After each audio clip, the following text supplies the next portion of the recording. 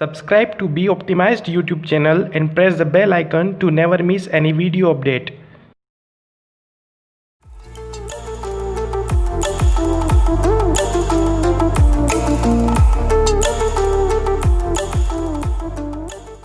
Hello everyone, welcome to be optimized. I am Vikas. आज का video जैसा कि आप लोगों ने टाइटल में देख लिया होगा, रेशियो एंड प्रपोर्शन पर ही बेस्ड है। जो कल लास्ट वाला वीडियो था इसका, वो भी रेशियो एंड प्रपोर्शंस पे था। आज कुछ थोड़े से एक्स्ट्रा क्वेश्चंस करेंगे जिनका लेवल थोड़ा सा ज़्यादा होगा, जिसमें हमको थोड़ा सा ज़्यादा सोचने की ज़रूरत हो सकती है।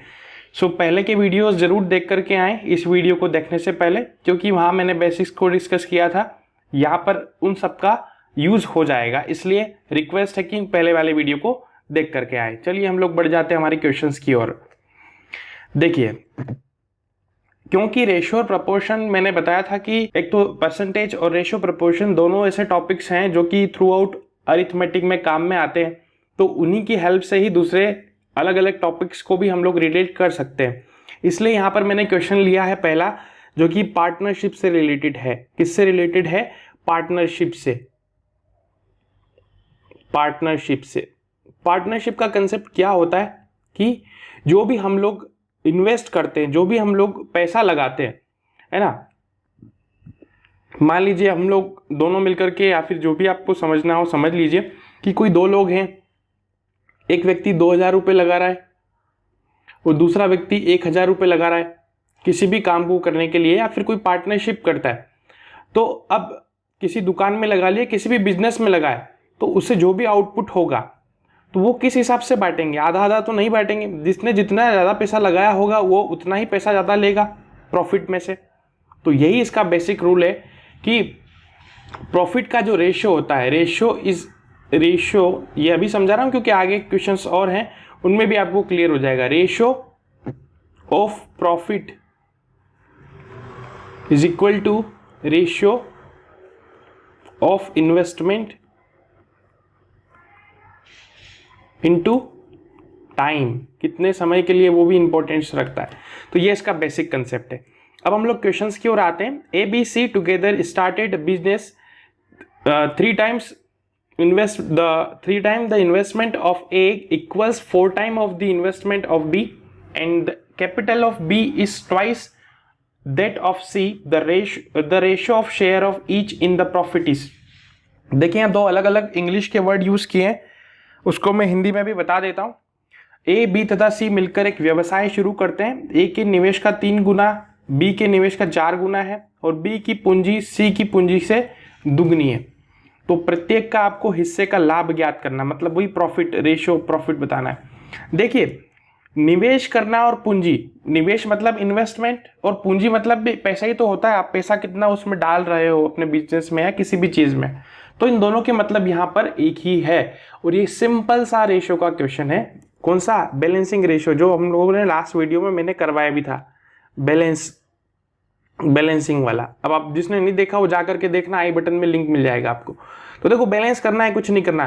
क्या बोला उसने कि पहली line 3 time investment of A, तो 3 टाइम, यहां पर समझिएगा, 3 time investment of A is equal to 4 time, है ना, इन्वेस्टमेंट ऑफ बी, तो 4 टाइम इन्वेस्टमेंट ऑफ बी। तो पहला तो स्टेटमेंट ये हो गया।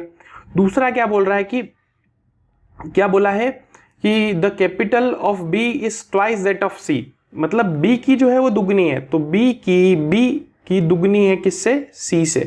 तो ये दोनों रिलेशन है, तो बहुत अच्छा है। तो अब हम लोग क्या करते हैं कि ए अपॉन बी कर सकते हैं। यहाँ से ए अपॉन बी की वैल्यू कितनी होगी? 4/3 हो जाएगी, होगी या नहीं होगी? और यहाँ से बी अपॉन सी की वैल्यू कितनी होगी? बी अपॉन सी की वैल्यू 2/1। ठीक है, अब हम जल्दी से इसको कर लेते हैं। ए बी सी का रेशियो हमने फाइंड आउट करना है, ये तो उसने क्वेश्चन में पूछा है। सो ए और बी के अंदर रिलेशन 4:3 का है, और बी और सी के बीच में कितना है? 2:1 का है। अब मैंने बताया था, इधर हम लोग क्या करेंगे? 3 से मल्टीप्लाई, इधर हम लोग क्या करेंगे? 2 से। अब कुछ कैंसिल आउट तो हो नहीं रहा है, तो ये होगा 3, ये होगा 6, ये हो जाएगा 8। 8:6:3 इज माई राइट आंसर।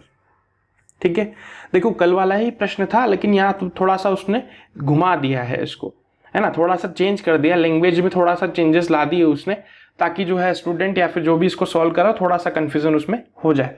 तो इस तरीके से हम लोग इस क्वेश्चन को सॉल्व आउट करेंगे, सॉर्ट आउट करेंगे। आगे बढ़ जाते हैं, अगले प्रश्न पे चलते हैं। देखिए ये थोड़ा सा अच्छा प्रश्न दिख रहा है आपको, इसमें भी हम लोग रेशियो और प्रोपोर्शन का ही यूज करने वाले हैं। इसको दो तरीके से कर सकते हैं, मैं दोनों मेथड से बताऊंगा। आप लोग इसको ऑप्शंस के थ्रू जा सकते हैं, है ना। ऑप्शंस सबसे पहली चीज अपन इसमें क्या लगा सकते हैं कि ऑप्शन के थ्रू हम लोग इसमें जा सकते हैं। प्रश्न को पढ़ना है सबसे पहला काम। The ratio of the amount of work done by x-1 labours in x+1 days and that done by x+1 laborers in x+2 days is 5:6।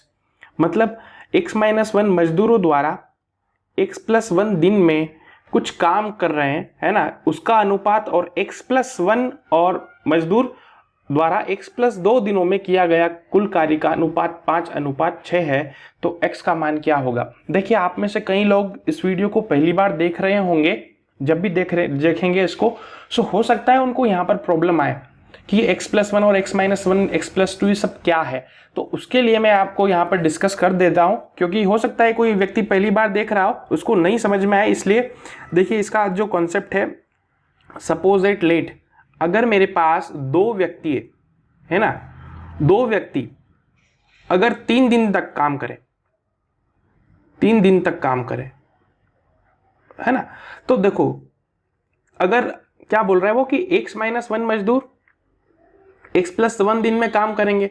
अगर ये दो व्यक्ति है, और दो व्यक्ति अगर मान लीजिए कि क्या कर रहे हैं कि वो 4 मोबाइल बना रहे हैं, है ना, ये इनकी एफिशिएंसी हो गई। अब ये अगर 3 दिन तक बनाएंगे तो टोटल कितना होगा, 4 या 12 के प्रोपोर्शन में सारी चीजें हो जाएंगी कि नहीं। मतलब सबसे बड़ी बात जो हमारे पास वर्क है ना, वर्क बराबर क्या होता है, कैपेसिटी इनटू टाइम, या फिर कैपेसिटी को आप कुछ भी बोल लीजिए, मेन पावर भी बोल सकते हैं। वही चीज यहां पर भी है। क्या बोला उसने कि जो रेशियो है ना, कुल कार्य का, टोटल वर्क का रेशियो दिया उसने, है ना। तो अपने को करना क्या है कि मान लीजिए इसको पहले हम लोग बेसिक से अगर इस तरीके से सोचते, बेसिक से सोच लेते, तो मान लीजिए x-1, इसको इस तरीके से इंटरप्रेट करें कि x-1 कैपेसिटी और x+1 टाइम है। तो x-1 मजदूरों की संख्या है, और इनको कितने दिन लग रहे हैं, x+1 दिन में लग रहे हैं, है ना। और उन दोनों का अनुपात रेशियो दिया है, तो x+1 है ना मजदूर, और x+2 डेज में इनका जो भी काम हो रहा है उनका अनुपात कितना है, 5:6 है। ये इसका बेसिक इंटरप्रिटेशन है, अगर आप बेसिक अप्रोच से इसको सोल्व करोगे तो। ठीक है, तो समझ लेते हैं। अब देखो x+1 से x+1 तो कैंसल आउट हो जाएगा। अब इसको सोल्व आउट करोगे आप तो क्या होगा, 6x-6 क्रॉस मल्टीप्लीकेशन हो जाएगा ना, ये 6 का इसमें, और इधर कितना होगा 5x + 10, तो 6x - 5x कितना हो जाएगा x, और ये 10 उधर चले जाएगा 6, तो कितना हो जाएगा 16। तो x की वैल्यू क्या है 16। तो हमको यही तो पूछा था x का मान क्या है, तो 16 मेरा पहला आंसर हो जाएगा। अब हिट एंड ट्रायल मेथड से, सेकेंड हिट एंड ट्रायल, या फिर हम लोग इसको ऑप्शनल से भी बोल सकते हैं, ऑप्शन मेथड। क्या करें हम लोग, ऑप्शन लगा करके देखेंगे। यहाँ पर किस में देखेंगे, अब हम इतना तो आपको करना ही पड़ेगा, थोड़ा सा दिमाग लगा करके। तो देखो इधर का एक्सप्रेशन क्या बच रहा है, x-1 x+2। फर्स्ट ऑप्शन को चेक करते हैं, चलिए 16। अगर x बराबर में 16 पुट करूं यहाँ पर, तो 16 - 1 15 हो जाएगा, और यहाँ पर 16 + 2 कितना हो जाएगा 18 हो जाएगा। अगर आप इसको 3 से कैंसिल आउट करोगे तो कितना आएगा 5/6। तो हमको 5/6 ही तो चाहिए था। देखिए प्रश्न में भी दिया था, इसका मतलब जो हम लोगों ने ऑप्शन लिया है, कौन सा ऑप्शन लिया है, 16 इज माई राइट आंसर। ठीक है, तो इस तरीके से आप जो है इसको इस मेथड से भी अप्रोच कर सकते थे। आगे बढ़ जाते हैं कुछ और क्वेश्चंस के साथ। चलिए, ये थोड़ा सा अच्छा प्रश्न है, इसमें आपको थोड़ा सोचना पड़ेगा किस तरीके से वो बात कर रहा है, इसमें क्या क्या हम लोग सोच सकते हैं। तो आप इसका स्क्रीनशॉट लीजिए, करने की कोशिश कीजिए, और फिर देखिए कि आपको क्या समझ में आता है भी या नहीं आता है, आपसे हो भी पा रहा है या ना हो पा रहा है। ठीक है, तो चलिए सबसे पहले प्रश्न को पढ़ते हैं। For each of the two given inequal numbers, दो अलग अलग नंबर है ना, पहले इंग्लिश में बता देता हूं, half of the smaller number is subtracted then of the resulting numbers the larger one is 5 time than the similar smaller one, then the ratio of larger to smaller is. दो असमान अंकों में से छोटे अंक का आधा घटा लिया जाए तो प्राप्त नंबर में से यदि बड़ा अंक छोटे अंक का 5 गुना हो तो बड़े अंक और छोटे अंक का अनुपात ज्ञात कीजिए। ठीक है, तो सबसे पहली बात तो हमको ये डिफाइन करना पड़ेगा ना कि कौन सा बड़ा अंक है ना, कौन सा छोटा अंक है, कौन सा बड़ा अंक है ना, क्या पूछा है, कौन सा लार्जर वन है और कौन सा स्मॉलर वन है। So let A and B दो अलग अलग नंबर हो जाएंगे और A is greater than B, तो ए क्या हो जाएगा, बड़ा हो जाएगा और बी छोटा अंक हो जाएगा। सबसे पहली तो ये बात होगी। ठीक है, अब क्या बोला है कि उसने कि क्या करना है, the half of the smaller one, तो छोटा कौन है, तो half of the smaller one क्या होगा, half of the smaller one कितना होगा, b बाई 2। तो क्या करना है कि दोनों में से हम लोगों को सब्ट्रैक्ट करना है। तो देखिए पहला नंबर ये है, दूसरा नंबर ये है, अब दोनों में से मेरे को क्या करना है, बोला ना उसने रिजल्टिंग नंबर क्या करना है, सब्ट्रैक्ट करना है, सब्ट्रैक्टेड दोनों में से करना है आपको। तो देखो b माइनस इसमें से भी ये हाफ किया, दूसरे नंबर का आधा, इसमें से भी दूसरे नंबर का आधा, इतना काम किया। द रिजल्टिंग जो मिल रहा है नंबर कौन सा, ये वाला number, the larger one is 5 times than the smaller one, तो ये जो larger one is 5 time of the smaller one. ठीक है, ये इसका इंटरप्रिटेशन हो गया। बस अब क्या है, इसको सॉल्व कर लीजिए। देखिए इसमें क्या होगा, a minus B by 2 is equal to, देखिए 2b, हाफ में से हाफ जाएगा तो प्लस का हाफ, तो 5b बाई 2। ओके, अब देखिए क्या हो सकता है इसमें से, अब ये b बाई 2 इधर चले जाएगा तो a is equal to 5 by 2b plus b by 2, 2 LCM आ जाएगा तो 6 बाई 2, a बराबर 6 बाई 2b, सो a बराबर 3b, तो a अपॉन b का जो रेशियो होगा वो कितना होगा, 3/1, सो 3:1 इज माई राइट आंसर। ठीक है, तो 3:1 इज माई राइट आंसर। देखिए कुछ क्वेश्चन जो है आपको बेसिक फंडामेंटल से ही करना पड़ते हैं। यहाँ पर उसने कोई भी नंबर तो दिया ही नहीं था, ये हम लोगों को मानना पड़ा। ए और बी हम लोगों ने इसको सब अज्यूम किया, उसके बाद जो वो क्वेश्चन में बोल रहा था उसी से हम लोग उसको करते गए। ठीक है, उसी से हम लोग उसको सॉल्व करते गए, तो इस तरीके से हमारा आंसर आ गया। ठीक है, आई होप आप समझ पाए होंगे, मैंने बहुत धीरे धीरे सब चीज़ों को एक्सप्लेन किया है। तो अगर आपको कहीं समझ में नहीं भी आता तो कोई प्रॉब्लम नहीं, वीडियो को थोड़ा सा रिवाइंड कर लीजिएगा। चलिए अगले प्रश्न की ओर। देखिए ये ऐसा प्रश्न मैंने कल करवाया था, मतलब लास्ट वाला जो वीडियो था उसमें मैंने बताया था कि जब इनकम एक्सपेंडिचर पर बेस्ड क्वेश्चन होते हैं और सेविंग पर बेस्ड क्वेश्चन होते हैं तो हम लोग अलग अलग सिचुएशंस कंडीशंस में अलग अलग अप्रोच को लगा देते हैं। यहाँ देखिए सबसे पहले सवाल को पढ़ते हैं। राम सेव्स, राम क्या है, बचत करता है, कितनी, 14%, his salary while Shyam saves 22%, if both get same salary, अगर दोनों बराबर बराबर मिलती है, and Shyam save 1540, which is what is the saving of Ram. देखिए हिंदी वाले समझ लीजिएगा, राम अपनी आय का 14% और श्याम 22% बचा देता है। यदि दोनों को समान वेतन मिलता है और श्याम 1540 रुपए की बचत करता है, तो देखो प्रश्न में क्या गिवन है, गिवन सबसे पहले क्या है, देखिए गिवन क्या है, गिवन क्या है, उन्होंने सेविंग का रेशियो, सेविंग दिए, सेविंग। देखिए राम और श्याम, यही तो दोनों की बात कर रहा है वो। ठीक है, इसकी सेविंग कितनी है, सेविंग, ये सेविंग करता है 14% की, ये करता है 22% की, है ना। अब दोनों को समान वेतन मिलता है, चलिए मान लीजिए इनकम कुछ भी था उनका, दोनों का अगर इनकम भी माने, मान लीजिए इसका भी x है, इसका भी x है, मान लेते हैं, लेकिन श्याम जो है वो सेविंग पूछा है उसने, है ना। श्याम 1540 रुपए बचा देता है तो राम की सेविंग पूछी, इनकम से तो कोई लेना देना ही नहीं है यहाँ पर। अब उसने क्या दिया है कि 22% का वैल्यू उसने दे दिया, 22% की जो वैल्यू है वो कितनी दी उसने, 1540, तो 14% की वैल्यू पूछ ली उसने, कितनी होगी ये तो पूछी, राम की सेविंग ही तो पूछी उसने। मतलब अगर 22% 1540 के बराबर है तो 1% किसके बराबर होगा, 1% की वैल्यू कितनी होगी, 1540 बटे 22, तो ये कितना होता है, ये इससे 7 टाइम्स चले जाएगा, मतलब 1% की वैल्यू कितनी है 70, तो 40% की वैल्यू कितनी हो जाएगी 14 इंटू 70, तो ये कितना होता है 14 7 98, 980 रुपये, 980 रुपीज़। ये सिंपल सा क्वेश्चन था, जस्ट बेसिक को ये ही रेशो मेथड को समझाने के लिए रखे हैं मैंने। कुछ बेसिक्स हैं, कुछ मॉडरेट लेवल के हैं। आपको कैसे लगते हैं प्लीज़ कमेंट सेक्शन में ज़रूर मुझे बताइएगा, ताकि मुझे ये भी पता लगे कि किस तरीके के क्वेश्चंस मुझे प्लान करना है और क्या क्या चीज़ें समझ पा रहे हैं जो भी व्यूअर्स इस वीडियो को देख रहे हैं। ठीक है, आगे बढ़ जाते हैं अगले प्रश्न में।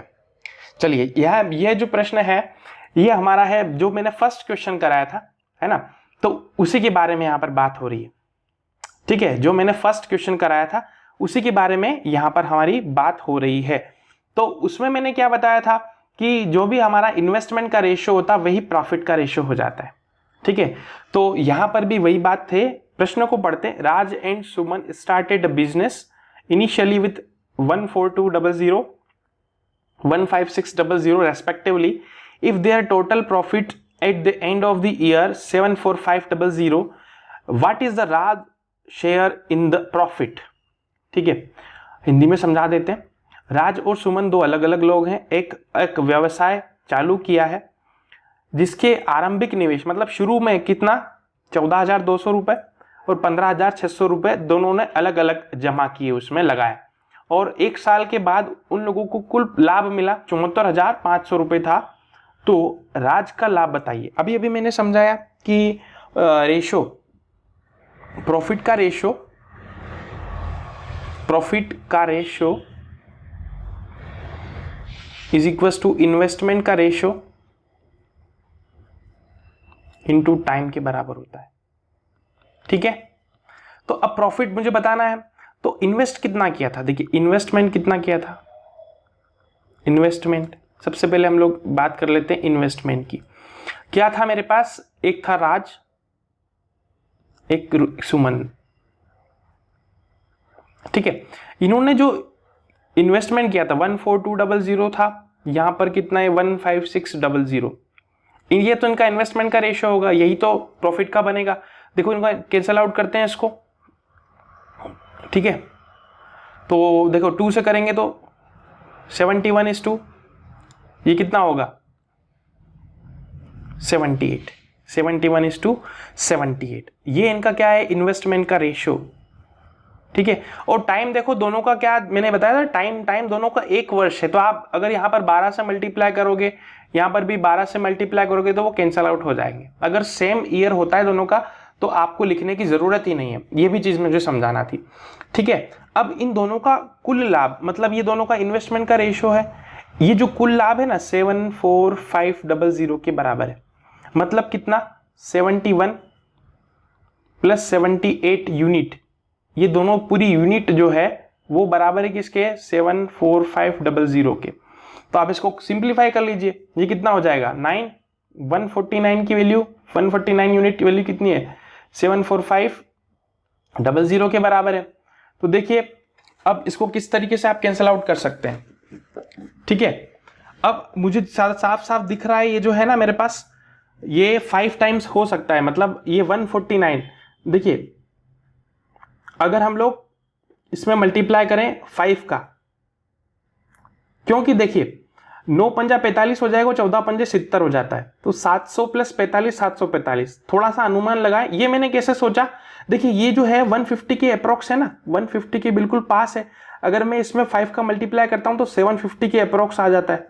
तो ये तो 750 से थोड़ा कम है, इसलिए हम लोग 149 से अपन 5 टाइम करेंगे तो 1 यूनिट की वैल्यू कितनी आएगी, 1 यूनिट की वैल्यू कितनी आएगी 500, है ना। 1 यूनिट की वैल्यू कितनी आएगी 500। अब पूछा क्या है, राज का लाभ ज्ञात कीजिए। तो राज ने कितना इन्वेस्ट किया था 71 यूनिट, तो 71 यूनिट की वैल्यू कितनी है, 71 यूनिट की वैल्यू कितनी है 71 इंटू 500। तो ये हो जाएगा कितना 00535, 35,500 रुपये is my right answer. I hope आप समझ पाए होंगे, मैंने कुछ भी स्पीड्स में नहीं समझाया, बिल्कुल धीरे धीरे हम लोग समझ रहे हैं। तो देखिए 35,500 रुपये मेरा राइट आंसर। ठीक है, आई होप आप समझ पाए होंगे। आगे बढ़ जाते हैं, क्या होता है अगले प्रश्न में समझेंगे। देखिए बहुत अच्छा प्रश्न है, ये भी रेशियो प्रपोर्शन पर ही है, लेकिन समझने वाली बात है। अगर आप इसको बेसिक से करेंगे थोड़ा टाइम लगेगा, है ना, और अगर डायरेक्ट रेशियो से कैसे सोचेंगे उसके बारे में मैं यहाँ पर बात कर रहा हूँ। तो समझते हैं। देखिए, an amount of raise 2430 is divided by among the A, B and C such that if their shares be reduced by rupees 5, rupees 10 and rupees 15 respectively, the remainders shall be in the ratio of 3:4:5. Then B's share was, क्या पूछा उसने, ध्यान से समझिएगा। 2430 रुपए हैं A, B और C में, तीन लोगों में आपको क्या किया, उसको डिस्ट्रीब्यूट कर दिया, अलग अलग विभाजित कर दिया, और उनका हिस्सा क्रमशः 5 रुपए, 10 रुपए और 15 रुपए से कम हो जाता है। मतलब उनको जो जो भी पैसे मिलने वाले थे ना, उससे उसको 5, 10 और 15 कम मिल रहे हैं, और जो बच गए हैं पैसे उनका अनुपात दे दिया हमको 3:4:5 यहां पर ये। तो अब बी का हिस्सा बताइए। तो देखो इसको थोड़ा सा सोचते हैं हम लोग, रेशियो मेथड से किस तरीके से सोच सकते हैं। देखो मान लो अगर मेरे को 2430 रुपए है ना, देखिए 2430 ही है मेरे पास। अब ये 2430 रुपए तीन लोगों में डिवाइड किए हमने, ये ए है, ये बी है, ये हो जाएगा मेरे पास सी। अब मान ली इसके पास कुछ भी पैसा था, है ना, अब मान लीजिए इसके पास 3x था, इसके पास कितना था 4x था, इसके पास कितना था 5x था। उसमें से इसको कितने कम मिल रहे हैं, इसको कितने कम मिल रहे हैं और इसको कितने कम मिल रहे हैं। इसको मिल रहे 5 रुपए, इसको मिल रहे 10 रुपए, इसको मिल रहे हैं 15 रुपए, और ये सब मिलकर किसके बराबर हो रहे हैं, किसके बराबर हो रहे हैं, 2430 रुपए के हो रहे हैं कि नहीं हो रहे। अब अगर आप देखो तो 5 और 10 15, 15 और 15 30, ठीक है, ये माइनस का 30 है तो उधर चले जाएंगे। मतलब ध्यान देने वाली बात है, ये कितना हो जाएगा 15 और 15 30, ठीक है। तो कमी कितने की हो रही है अभी जो है ना, ये जो है कंप्लीट, ये नहीं है, सॉरी ये मैंने गलत बता दिया, इसमें थोड़ा सा गलत हो जाएगा। तो देखिए ये है फर्स्ट, ये सेकंड और ये थर्ड, है ना। अब इन तीनों का जो अनुपात है वो कितना है, 3x plus 4x plus 5x, ठीक है।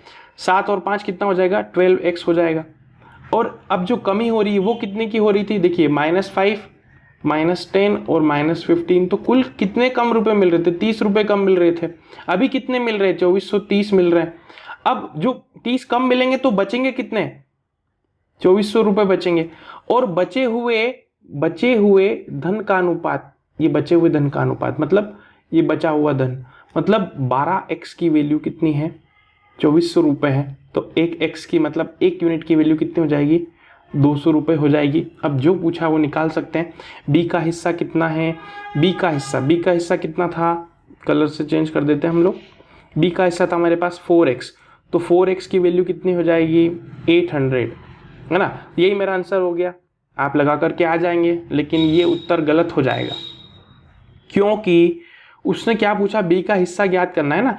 पहले उसको 10 कम मिल रहे थे तो इसमें 10 ज़्यादा मिलना चाहिए, तो 810 रुपये ही मेरा सही उत्तर होगा। This is my correct answer, ठीक है। तो आप इसको समझ पाए, 2430 जो है ना वो रुपए हैं, कुल बचे हुए हैं, ठीक है, कम होने के बाद नहीं है। तो ध्यान से समझिएगा, ए बी और सी को, ए को कितने मिल रहे हैं 3x, बी को 4x और सी को 5x मिलेंगे। इसमें 5 रुपए कम मिल रहे हैं, इसको 10 कम मिल रहे हैं, इसको 15 कम मिल रहे हैं, ठीक है। अब जो बच जाते हैं उनका अनुपात है 3:4:5, मतलब ये बचने वाले शेष है ना, ये शेष वाला रेशो है, शेष जो रिमेनिंग है ना वो उसका रेशो ये है। रिमेनिंग कितना, टोटल 12x, और कमी कितनी होगी, 30 रुपए की कमी होगी। 2400 टोटल थे, अगर इसमें से 30 रुपए कम करेंगे तो 2400 बचेंगे, और जो बच रहे हैं उसी का तो रेशो 12x है, एक x की वैल्यू 200। जो पूछा कि इसका b का हिस्सा 4x था, 4x का वैल्यू कितना आएगा 800, बट इसको 10 रुपए कम मिल रहे थे तो 10 अभी ज़्यादा देंगे, तो 810 ही मेरा उत्तर हो जाएगा, ठीक है। आगे बढ़ जाते हैं, चलिए शायद ये लास्ट क्वेश्चन है, जी हाँ, इसको हम लोग ध्यान से समझते हैं। बहुत ईजी है, लेकिन आप कोशिश कीजिए कि इसका उत्तर क्या आ रहा है, ठीक है। जो व्यक्ति पहली बार देख रहा है और नया नया सीख रहा है, हो सकता है इसका उत्तर लेकर भी आ जाए, बट देखते हैं क्या होता है। सबसे पहले तो प्रश्न पढ़ना हमारा उद्देश्य होता है। देखिए इसमें दो ऑप्शन है, नन ऑफ दिस भी है और इन्फॉर्मेशन इनएडिक्वेट, मतलब क्या कि आंकड़े पर्याप्त नहीं है। तो सबसे पहले हम लोग प्रश्न को पढ़ते हैं। Amount of money is distributed P, Q और आर, तीन लोगों में बांट रहे हैं, किस अनुपात में? 2, 7 और 9 में। तो total, if the total P's and Q share is equals to R share where the difference between the share of P and Q. देखो क्या पूछा उसने कि मान लीजिए पी, क्यू और आर, हिंदी में बता देता हूँ, पी, क्यू तथा आर में ये अनुपात में कोई धन वितरित किया गया है। अब कितना किया वो मुझे बताया ही नहीं, तो मैं कैसे कुछ आगे बढ़ूंगा? सीधी सी बात है, पी एवं क्यू का कुल भाग आर के भाग के बराबर हो तो पी एवं क्यू के भाग में कितना अंतर होगा? देखो मान लीजिए पी और क्यू, मान लीजिए इसको हम लोग 2x भी मान के करें, 7x भी मान के करें, 9x भी मान के करें, तो P और Q का कुल भाग मतलब 2x प्लस 7x है ना, ये जो कितना है 9x के बराबर हो, मतलब बिल्कुल हो रहा है 9x is equal to 9x, तो 1 इज इक्वल टू 1 आ गया। अब इसके आगे तो हम लोग कुछ कर ही नहीं पा रहे हैं, लेकिन उसने पूछ क्या लिया कि P और Q के भाग में अंतर कितना है। तो P और Q के भाग में अंतर आप कुछ बता ही नहीं पा रहे हो, क्योंकि आपको टोटल नहीं दिया। किसमें से? टोटल नहीं दिया आपको, तो यहां पर हमारे पास डाटा ही नहीं है। किसका? ये जो 2:7:9 ये किसका है, ये हमें पता ही नहीं है। तो इस केस में हमारा उत्तर हो जाएगा इंफॉर्मेशन इनएडिक्वेट, मतलब आंकड़े जो है हमारे पास अपर्याप्त है, हमारे पास सफिशिएंट डाटा ही नहीं है इस क्वेश्चन के आंसर को देने का। ठीक है, तो इस तरीके से हम लोग इसको इनएडिक्वेट लगा देंगे। चलिए, तो आपको वीडियो कैसा लगा? आपको चीज़ें समझ में आ रही है, नहीं आ रही है? मैंने बहुत बेसिक से और बहुत धीरे धीरे शुरू किया है, हो सकता है आप लोगों को आता हो, एडवांस लर्नर हो सकते हैं इस वीडियो को देखने वाले, बट आप उन लोगों को सजेस्ट कर सकते हैं, शेयर कर सकते हैं जो नए नए हो और जो सीखना चाह रहे हैं बिल्कुल शुरू से। तो उन लोगों को जरूर शेयर कीजिएगा जो भी डिफरेंट एग्जामिनेशंस में क्वेश्चंस पूछे गए, उन्हीं को मैं यहाँ पर डिस्कस कर रहा हूँ। So thank you so much for watching my video. Stay connected, stay optimised.